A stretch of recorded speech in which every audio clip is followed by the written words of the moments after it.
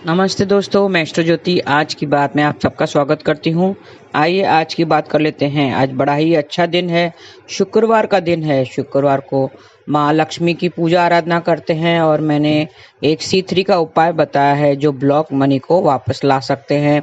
आज पहले घी का दीपक जलाइए माँ देवी के लक्ष्मी के आगे और फिर नॉर्थ डायरेक्शन में आपको सिनेमन पाउडर, थोड़ा सा चीनी पाउडर, शुगर पाउडर मिलाएं, उसमें चॉकलेट पाउडर मिलाएं और वो थोड़ा सा चुटकी भर लेके आपको नॉर्थ डायरेक्शन में स्प्रिंकल करना है।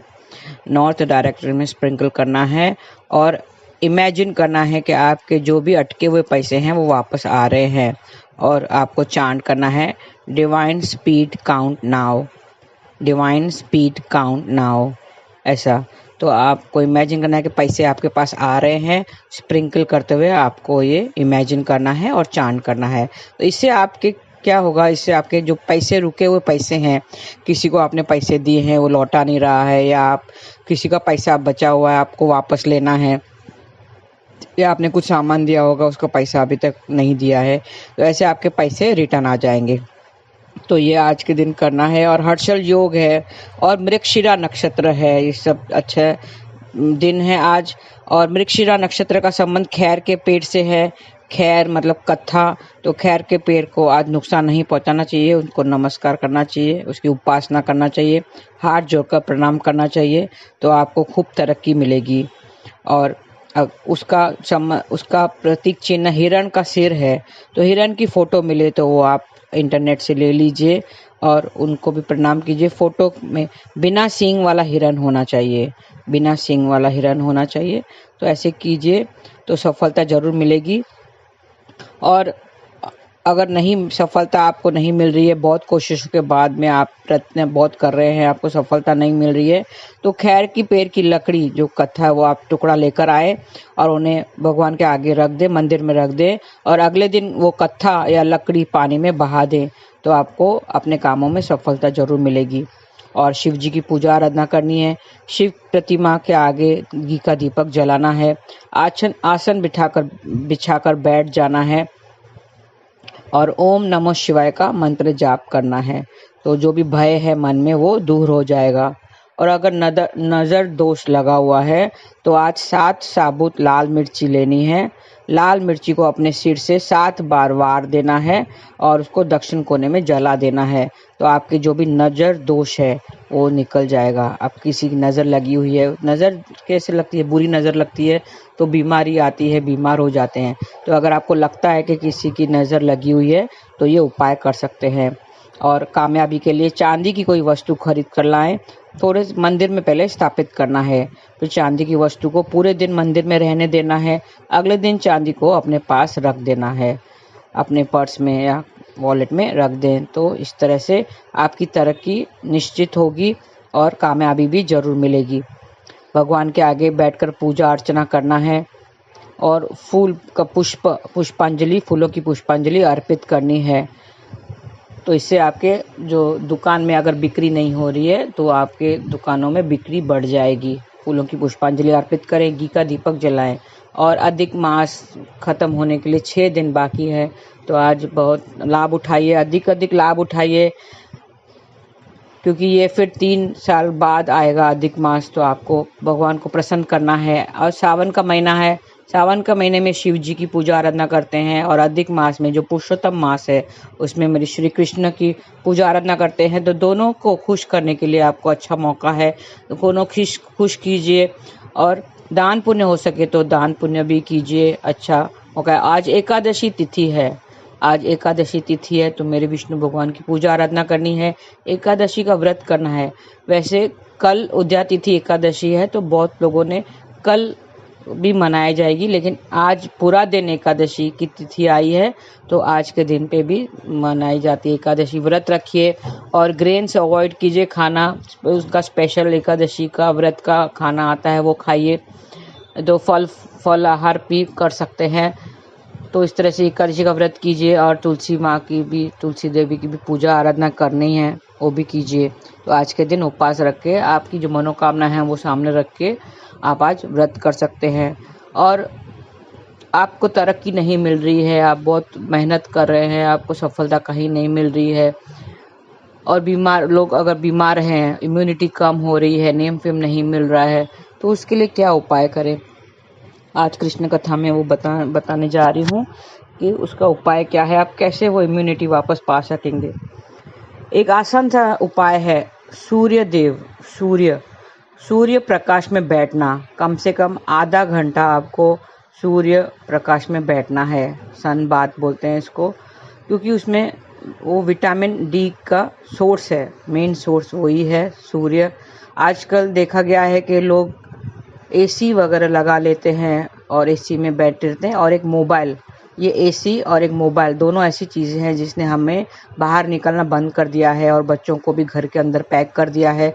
एसी में बैठ जाते हैं, एसी चलाते हैं तो खिड़की दरवाजे सब बंद करने पड़ते हैं। खिड़कियां बंद हो गई तो सूर्य कहाँ से अंदर आएगा? तो सूर्य नहीं आएगा तो फिर बीमारियां आएंगी, दोनों में से एक। और मोबाइल से हमें बाहर की दुनिया से हमने कनेक्टिविटी तोड़ दी है, तो बच्चे घर में बैठे रहते हैं मोबाइल लेके। पहले तो खेलते कूदते थे, धूप में खेलते थे कूदते थे, तब भी माँ बाप परेशान होते थे, माँ बोलती थी घर आ जाओ, धूप में मत खेलो, लेकिन वो अच्छी बात थी, उन्हें विटामिन डी बहुत मिलती थी और फिर उनमें डिजीज नहीं होती थी, बीमारियां नहीं आती थी। आजकल देखो तो हर दूसरा तीसरा बच्चा बीमार, इम्यूनिटी कम हो जाती है, उससे इम्यूनिटी कम होती है, नेम फेम बड़े होकर नेम फेम उन्हें नहीं मिलती है और पिता से संबंध खराब हो जाते हैं। तो थोड़ा सूर्य के बारे में आपको बता देती हूँ। एस्ट्रोलॉजी, ज्योतिष विज्ञान के हिसाब से व्यक्ति की आजीविका में सूर्य सरकारी पद का प्रतिनिधित्व करता है, व्यक्ति को सिद्धांतवादी बनाता है। इसके अतिरिक्त सूर्य कार्य क्षेत्र में कठोर अनुशासित अधिकारी, उच्च पद पर आसान अधिकारी, प्रशासक, समय के साथ उन्नति करने वाला, निर्माता, कार्यों का निरीक्षण करने वाला बनाता है। ये सब चीजें सूर्य के वजह से होती है। अगर सूर्य प्रबल है आपके कुंडली में, सूर्य क्या क्या देता है हमें? नेम फेम देता है, उच्च अधिकारी, गवर्नमेंट सर्विस दिलाता है वो, और उच्च पद पर प्रमोशन दिलाता है, लीडर बनाता है। सूर्य कौन है? लीडर है। और डिसिप्लिन वे में, सूर्य से अधिक डिसिप्लिन वे में और कोई नहीं चलता है। आज की डेट में सूर्य जिस समय पे निकला है, अगले साल इसी डेट पे ये सूर्य इसी टाइम पे निकलेगा, तो उससे ज़्यादा डिसिप्लिन्ड और कोई भी नहीं है। तो हमें डिसिप्लिन होना सिखाता है, अपने तौर तरीकों को सही करना सिखाता है, उच्च पद पे हम लोग की नियुक्ति करवाता है। ये सब सूर्य की वजह से होता है। हिंदू पौराणिक ग्रंथों में सूर्य को देवता माना गया है, जिसके अनुसार सूर्य समस्त जीव जगत का आत्मा स्वरूप है। सूर्य आत्मा का कारक है। सूर्य कौन है? आत्मा का कारक है। जैसे मैंने कल चंद्रमा के बारे में बताया था, चंद्रमा मन का कारक होता है, वैसे सूर्य आत्मा का कारक होता है। इसके द्वारा व्यक्ति को जीवन, ऊर्जा और बल की प्राप्ति होती है। प्रचलित मान्यताओं के अनुसार सूर्य महर्षि कश्यप के पुत्र हैं। माता का नाम अदिति होने के कारण सूर्य का एक नाम आदित्य भी है। ज्योतिष में सूर्य ग्रह को आत्मा का कारक कहा गया है। इससे चिकित्सीय और आत्मीय लाभ के पाने के लिए लोग प्रातः उठकर सूर्य नमस्कार करते हैं। मैंने बताया था कि सूर्य अर्घ देना चाहिए रोज सुबह उठकर। जब भी सूरज निकलता है उसके 1 घंटे के अंदर, 1 घंटे के भीतर आपको सूर्य को अर्घ देना है। तो उसके लिए आपको जल्दी उठना पड़ेगा। तो जल्दी उठेंगे तो आपके काम काज जल्दी निपट जाएंगे, और आप काम करेंगे तो आपका दिन सफल हो जाएगा। सफलता की पूंजी सूर्य ही है। हिंदू पंचांग के अनुसार रविवार का दिन सूर्य ग्रह के समर्पित है, जो कि सप्ताह का एक महत्वपूर्ण दिन माना गया है। सूर्य संजीवनी जैसा फल देता है। सूर्य को संजीवनी भी बोला गया है क्योंकि वो आयु का कारक भी है। सूर्य आपकी आत्मा है, इसके लिए जन्म कुंडली का विचार करते समय सूर्य का विचार पहले करते हैं। यह पूर्व दिशा का स्थान बलि बनाता है। राशि चक्र में 5वीं राशि यानी सिंह पर इसका आधिपत्य है, तो इसके लिए सिंह राशि में सूर्य स्वग्रही माना जाता है। ज्योतिष में सूर्य को राजा की पदवी प्रदान की गई है। उसके अनुसार सूर्य आत्मा एवं पिता की प्रतिनिधित्व करता है। पिता का कारक भी है सूर्य, तो हमें पिता को आदर करना, उसका सम्मान करना, उसके पैर छूकर नमस्कार करना, उसे आशीर्वाद लेना और फिर अपने कामों के लिए बाहर निकलना। तो इससे आपके हर काम में सफलता मिलती है। जिसने पिता का आदर नहीं किया है उसको अपने जीवन में कभी आदर सम्मान नहीं मिलता है, नेम फेम नहीं मिलता है। सूर्य द्वारा ही सभी ग्रहों को प्रकाश प्राप्त होता है और ग्रहों की इसी दूरी या नजदीकी उन्हें अस्त भी कर देती है। सूर्य सृष्टि को चलाने वाला प्रत्यक्ष देवता का रूप है। कुंडली में सूर्य को पूर्वजों का प्रतिनिधित्व भी माना गया है, पितरों का प्रतिनिधित्व करता है। जिसका सूर्य कमजोर होता है उसको पितृ दोष भी लग जाता है। सूर्य पर किसी की कुंडली में एक या एक से अधिक बुरे ग्रहों का प्रभाव होने पर उस कुंडली में पितृ दोष का निर्माण हो जाता है। आपने कभी ये नोटिस नहीं किया होगा कि पितृ दोष कैसे होता है। इस वजह से पितृ दोष होता है जब उस पर सूर्य पर राहु केतु का अगर प्रभाव ज्यादा हो तो उसको पितृ दोष माना जाता है। व्यक्ति की आजीविका में सूर्य सरकारी पद का प्रतिनिधित्व करता है, व्यक्ति को सिद्धांतवादी बनाता है। इसके अतिरिक्त सूर्य कार्य क्षेत्र में कठोर अनुशासन अधिकारी, उच्च पद पर आसीन अधिकारी, प्रशासक, समय के साथ उन्नति करने वाला, निर्माता, कार्यों का निरीक्षण करने वाला बनाता है। जन्म कुंडली में सूर्य कमजोर होने पर जातक को अनेक परेशानियों का सामना करना पड़ता है। कुंडली में सूर्य सही स्थिति में नहीं है तो इससे उस व्यक्ति को यश, कीर्ति, मान सम्मान मिलने में भारी परेशानी का सामना करना पड़ता है। अगर कुंडली में सूर्य कमजोर है, राहु केतु और शनि से सूर्य कमजोर हो जाता है, जिससे उसको व्यक्ति को बहुत मेहनत करने के बाद भी यश, कीर्ति और मान सम्मान मिलने में दिक्कत आती है।